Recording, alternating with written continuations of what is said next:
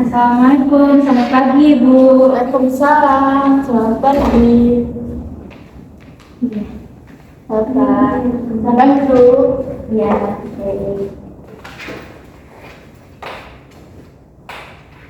Bagaimana duduknya? Apa sudah nyaman, Kak?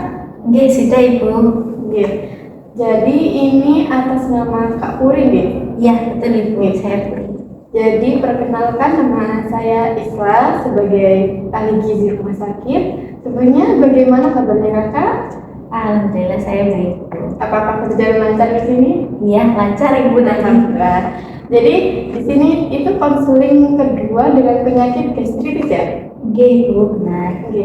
Di konseling pertama itu penyakit gastritisnya dengan keluhan pusing, mual, muntah dan nyeri di ulu hati. Oke, benar Ibu. Oke. Jadi di sini saya sudah mendapatkan data rekam medis Kak Puri yang didapatkan kalau Kak Puri ada kenaikan berat badan yang tidak sengaja 22,5 kg. Apakah itu udah ada penurunan atau tetap ya? Begini Ibu, memang benar kalau misalnya saya sempat mengalami kenaikan berat badan tidak disengaja yaitu sebesar 22,5 kg. Nah, tapi kalau untuk penurunannya sendiri itu saya merasa kalau tidak ada perubahan Ibu. Saya tidak gimana ya, BB saya itu sulit untuk turun begitu Ibu. Lalu saya juga merasanya kalau saya itu masih gemuk. Jadi kalau melakukan apa-apa itu berasa capek luar biasa gitu Ibu. Baik, dari data antropometri itu didapatkan kalau berat badan Kak Puri itu sebesar 70,5 kg, tinggi badannya 150 cm. Jadi itu dilakukan IMT-nya itu 31,33 dan itu tergolong overweight. Nah, sebelum itu apakah Kak Puri membawa hasil lab ini? Oh, hasil pemeriksaan lab nih? Iya. Apa saya bisa mengerti? Boleh Ibu sebentar.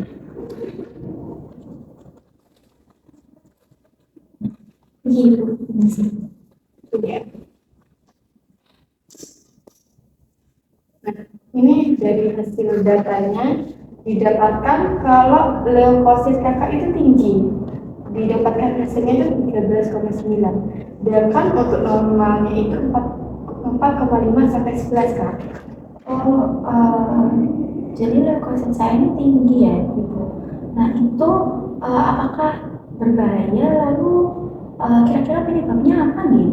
Oh tidak kak, itu tidak terlalu berbahaya. Kadar leukosit tinggi itu menandakan kalau ada infeksi pada tubuh.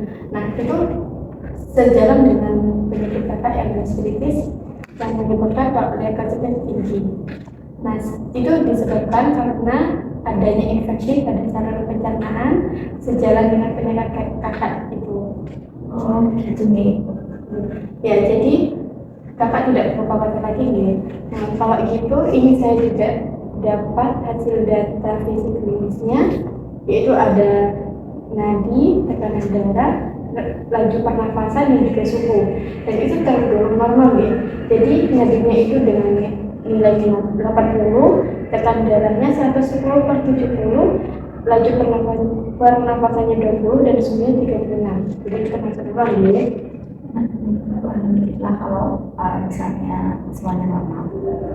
Kalau boleh saya tahu, Pak Puri ini sering merasa lemas atau ada keluhan lain akhir-akhir ini?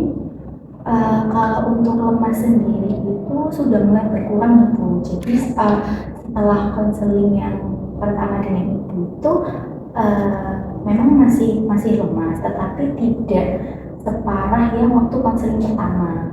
Nah, yang konseling pertama itu saya merasa lemasnya kan tidak ada energi sama sekali. Nah, kalau untuk yang untuk beberapa akhir-akhir ini itu saya memang masih sering lemas, tetapi tidak separah yang waktu konseling pertama. Lalu kalau untuk keluhan lain sendiri, insya Allah tidak ada. Jadi keluhan saya memang hanya yang sering lemas itu saja. Oh baik. Oh begitu. Kalau boleh saya tahu pola konsumsi yang akhir-akhir ini diterapkan bagaimana nih? Ini kalau dari konseling pertama itu eh, ini bukan memang sudah dijelaskan apa-apa saja yang boleh dikonsumsi dan tidak.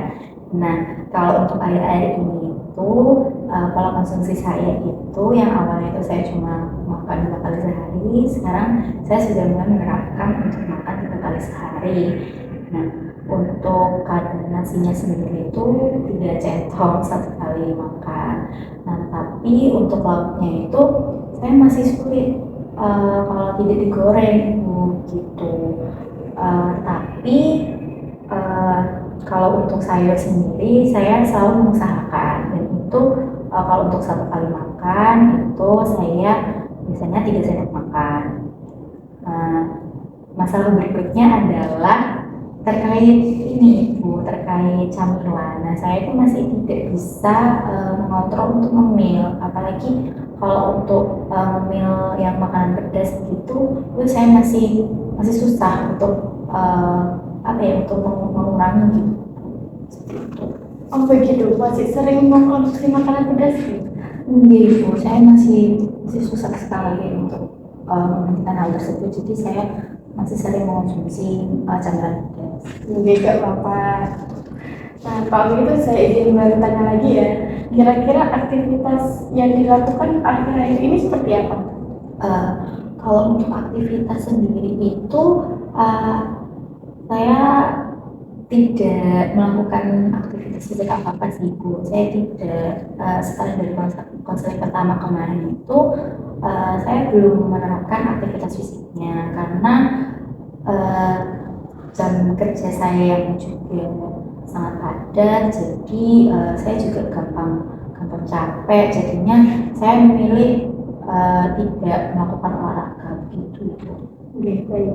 Kalau dari jawaban-jawaban Kak Puri yang udah diberikan, saya bisa dapat simpulkan beberapa poin yang mendukung terkait progres perubahan kakak yang menemukan penyakit distiftis. Jadi yang pertama itu terdapat perubahan nilai laboratorium yang berkaitan dengan adanya gejala infeksi pada saluran cerna karena gastritis yang ditandai dengan nilai leukosit yang masih tinggi. Oke, lalu kakak kurang dapat menjaga dan memonitor diri berkaitan dengan kebiasaan yang sulit dihilangkan, ditandai dengan masih mengonsumsi cemilan pedas dan lauk yang digoreng. Selain itu, aktivitas fisik kurang berkaitan dengan jam kerja yang padat, ditandai dengan rasa lelah melanda sehingga tidak dapat melakukan aktivitas. Nah, dari hal ini saya ada beberapa saran di pertemuan sebelumnya. Apakah Kak Puri masih ingat apakah ada makanan yang harus dihindari? Iya Ibu, sebenarnya saya masih sangat mengingat sekali begitu ya apa yang Ibu katakan di pertemuan pertama, konseling pertama, bahwa memang saya harus mengurangi makanan yang digoreng, apalagi itu yang rasanya itu pedas begitu Ibu. Lalu tapi mau bagaimana lagi, itu sangat susah sekali saya lakukan Ibu. Gitu.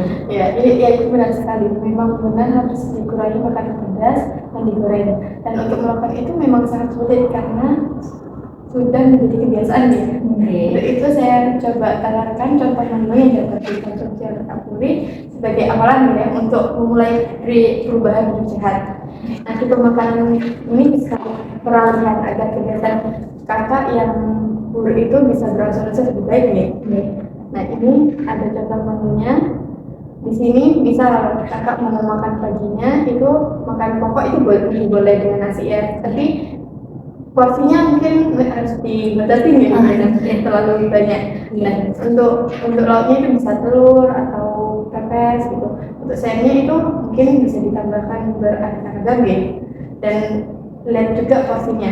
Dan ini ada juga contohnya itu bisa juga pakai air suwir atau perkedel atau sayurnya juga bisa tumis. Untuk sayurnya juga yang ringan-ringan juga boleh, tapi ini juga porsinya gitu. Nah, selain itu kalau biar makin tidak memperparah penyakitnya, ibu juga bisa pengolahan makannya itu bisa diatur. Nah, itu bisa juga makanannya bisa dipepes atau direbus atau dikukus sehingga mengurangi penyebab penyakit kakak.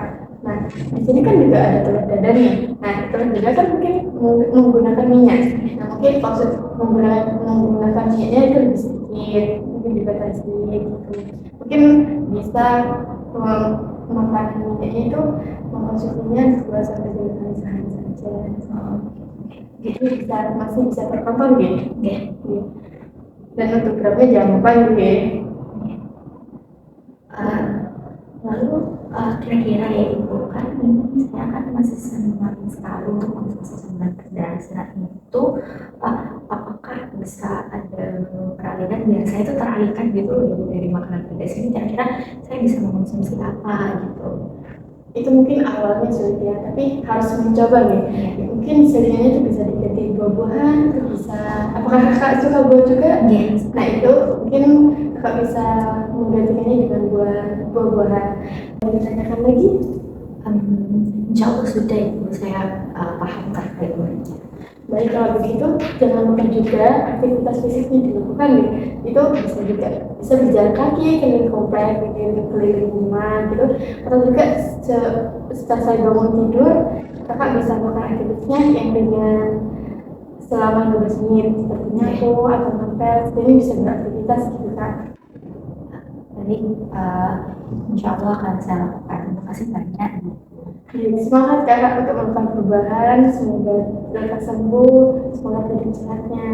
Ya, terima kasih nih. Kalau begitu saya pamit dulu.